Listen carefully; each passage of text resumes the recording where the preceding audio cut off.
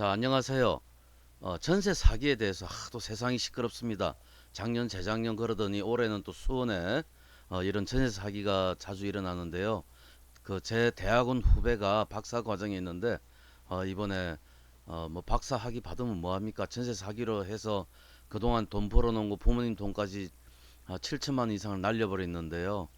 이런 그 뉴스나 유튜브나 여러 가지 자료에 전세 사기에 대해서 대처나 뭐 이런 건 나오지만 정확하게 법률적으로 어떻게 내가 예방을 해야 되는지 거기에 대해서는 자세히 나오지 않습니다. 자, 여기에서 자세하게 우리가 한번 공부해 보도록 하죠.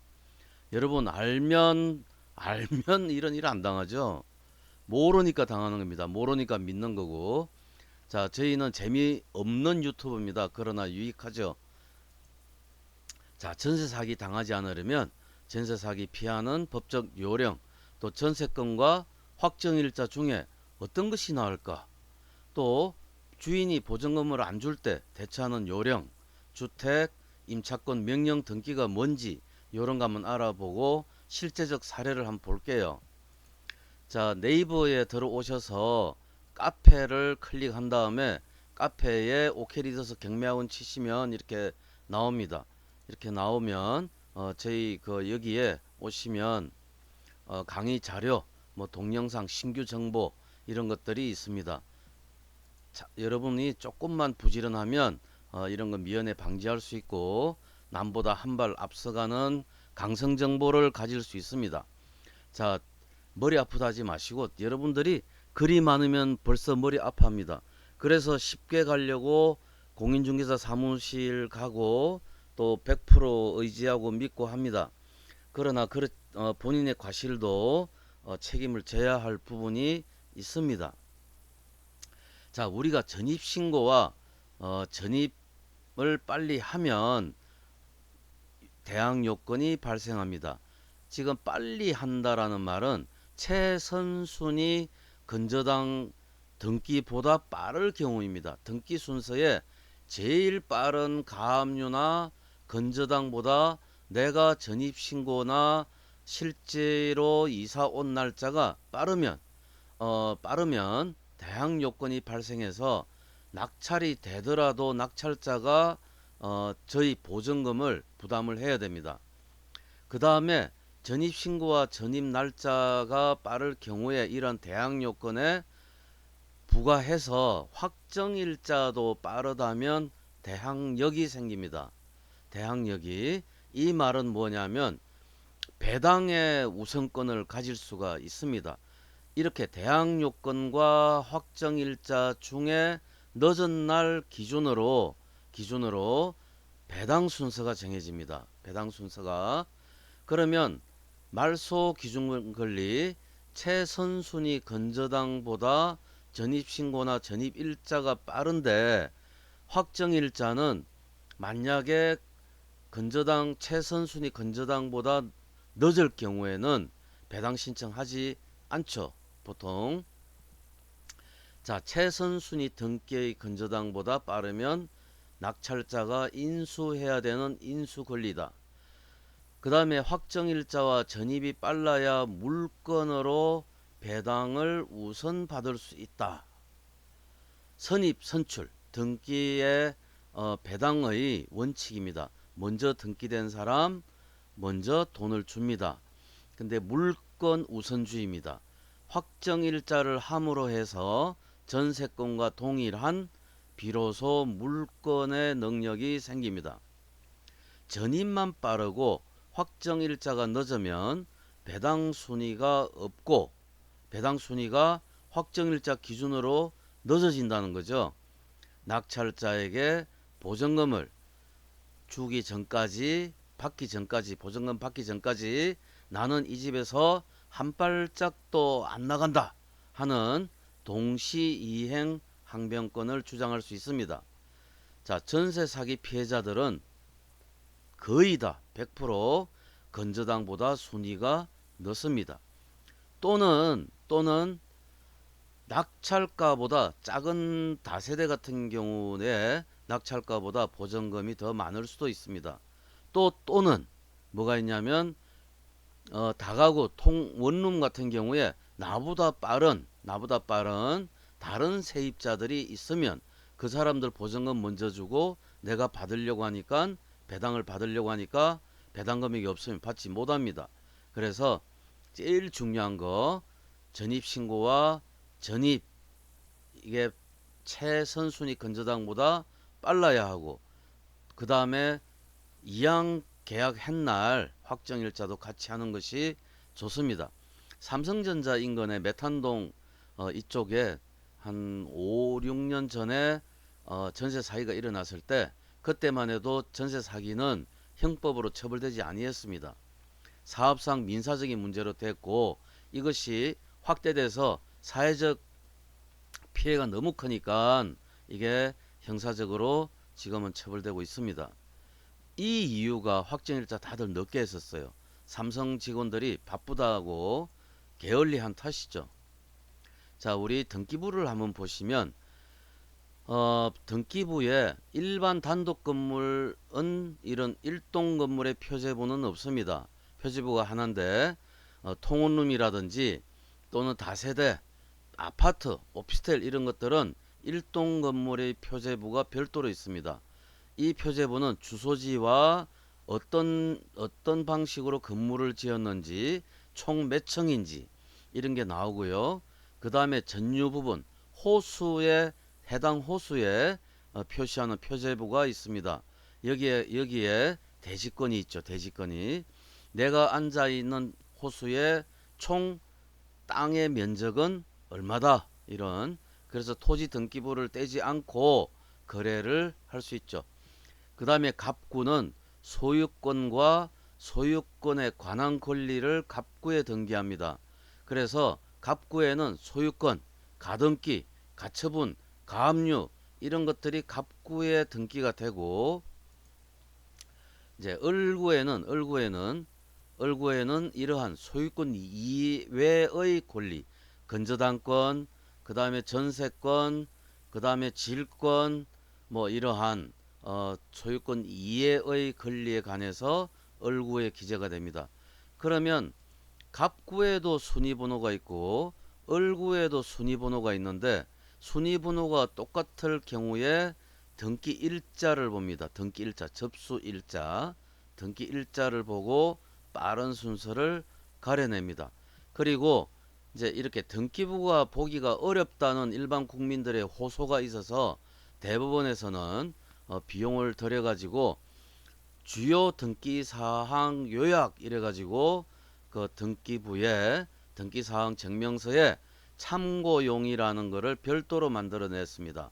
그래서 현재 생존하고 있는 권리를 이렇게 따로 기재를 해뒀습니다.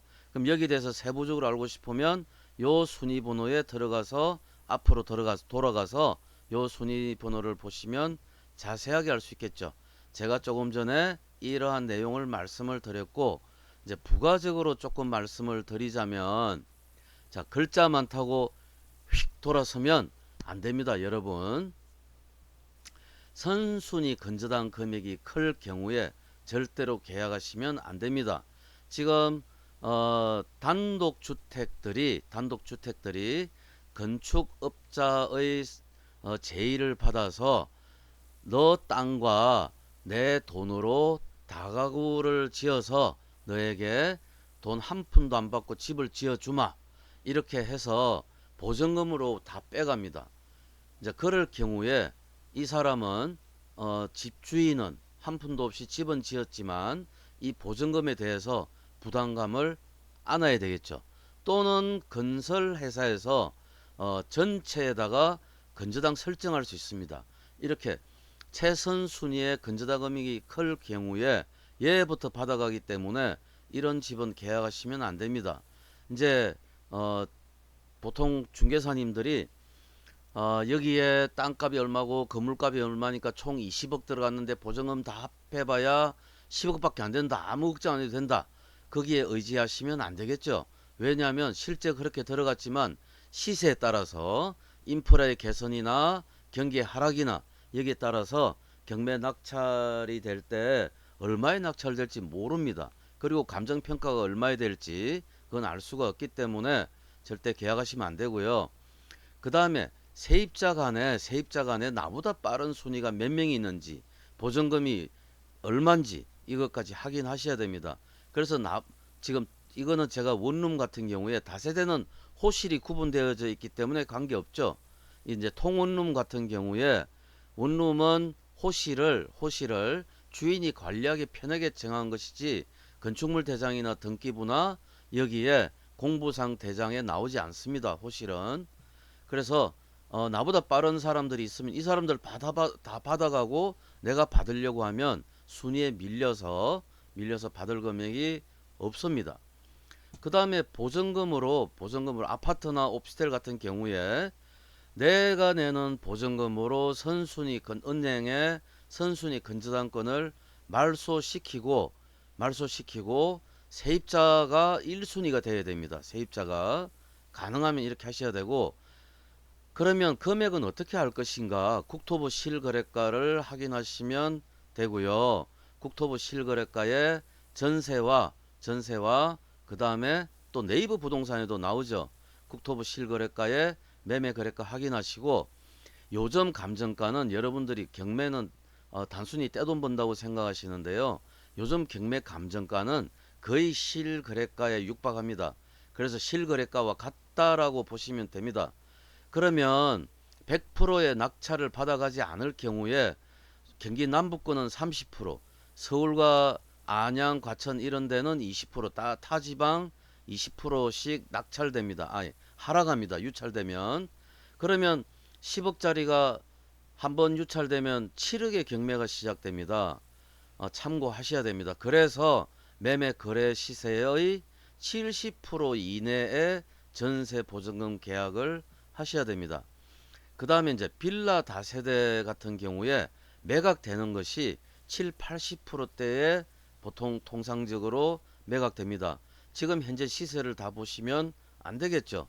국토부에서는 빌라 다세대 이러한 것들도 실거래가에 포함시키겠다 하지만 아직까지 제도적 준비가 하도 많아서 완벽하지 못합니다.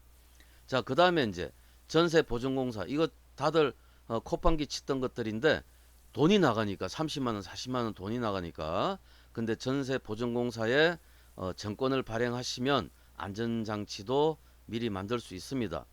그 다음에 이제 공인중개사가 과실로 인해서 했을 때 공인중개사 협회에 2억 이내의 정권을 발행하지만 이거 재판해야 됩니다.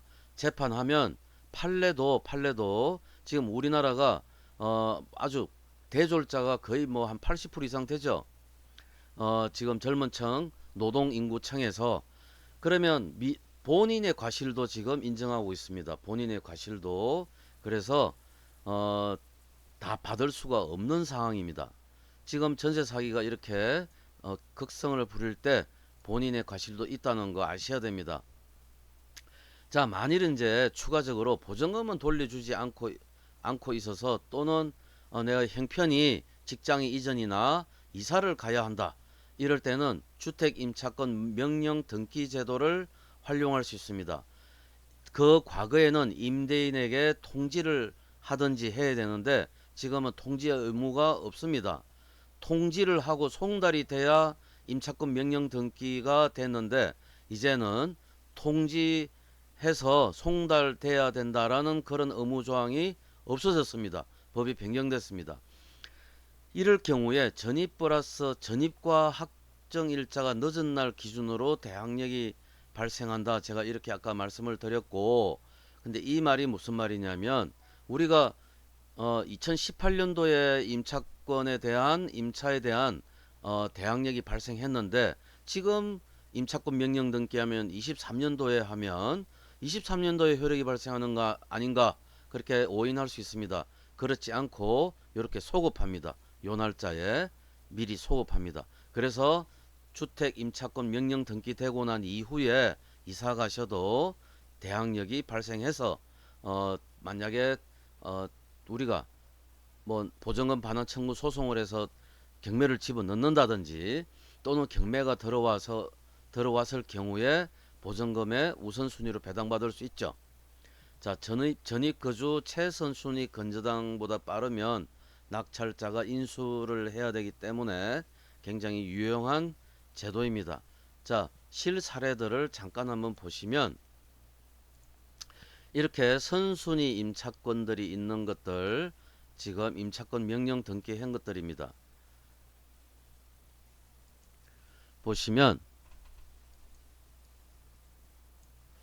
지금 2억 3천의 보전금인데요. 보전금인데 간단한 걸 한번 보시면 1억 9천의 보전금인데 지금 임대차 계약은 19년 3월, 주민등록 19년 3월, 전입한 일자 4월, 그 다음에 점유도 19년 4월, 요때 이사 왔습니다. 확정일자 19년 4월입니다. 그러면 이 사람은 19년 4월에 대항력이 임차권 명령 등기를 한 날인 23년 6월 9일이 아니고 이날이 아니고 19년 4월 30날 이날에 이 사람은 대항력을 취득하게 된다는 겁니다. 이 얘기가 주택임차권 제도 활용을 할 수 있는 방법이 되겠죠. 그리고 또 한 가지 보시면 같은 세입자라 하더라도 빠른 사람이 배당을 먼저 받아가게 되겠죠. 빠른 사람이 1억 7천, 1억 8천 9백, 1억 8천 지금 요 사람들은 지금 보시면 여기가 배당 금액이죠. 그러면 이 사람들은 배당을 받아가는데 여기 밑에 이런 사람들은 지금 여기서 땡원이 되기 때문에 이 사람은 2억 7천, 1억 5천 뭐 정액분 900만원, 850만 이 사람들은 배당 못 받아가요. 그래서 같은 세입자 입장이라 하더라도 배당 순서가 내가 이사온 날짜 순서가 확정일자 순서가 빠른지 느린지 이걸 알고 들어가셔야 되겠죠. 원룸 같은 거 들어가실 때. 자, 여러분 아침을 아늑하게 맞이하시려면 이런 작은 노력은 하셔야 됩니다. 자, 순간의 실수로 이렇게 좋은 가을날 절망을 안 가지시길 바랍니다. 게으르면 실수를 할 수 있겠죠. 자, 저희 학원 6개월 반 이상 실전반은 1+1 특별 할인을 하고 있습니다. 11월 15일까지입니다. 자, OK 리서스 경매학원 같은 경우에 학원을 왜 나오시냐면 유튜브나 책은 도서관 가면 경매책 한 500권이 넘습니다. 그러나 자기 혼자 자가당착에 빠질 수 있고 자기 오류로 보증금을 날리는 경우들을 제가 법원에 있을 때나 지금이나 종종 봅니다. 다양한 물건에 도전을 하시고 또 소액으로 투자할 수 있는 물건도 찾으실 줄 알아야 되고 또 도시계획을 공부하셔야 됩니다. 도시계획을 공부해서 강성정보가 있는 곳에 투자를 할 줄 아는 그래서 수익성 물건을 찾아내실 줄 알아야 됩니다. 단순히 권리분석 뭐 이런 거 공부하려고 그런 거는 도서관에서 공부해도 됩니다. 충분합니다. 그러나 현실적으로 실전을 하시려면 학원을 나오시는 게 좋습니다. 또 경매에 궁금한 점 경매에 관해서 채권자든 채무자든 궁금한 거는 문의하시면 도움을 드리고 있습니다. 저희는 법원으로부터 경매 낙찰 대리 인가를 받은 업체고요. 또 전문성을 가지고 있습니다. 신뢰와 정확성과 정성을 가지고 있습니다. 자, 여러분, 자, 즐거운 또 유익한 그런 주말이 되시길 바라고 아프지 마시고 또 화목하시고 건강하시고 돈도 잘 벌고 장수하십시오. 무병. 자, 오늘도 골치 아픈 것 같아도 이 정도는 학습할 줄 알아야 됩니다. 자, 고맙습니다. 화이팅 하십시오.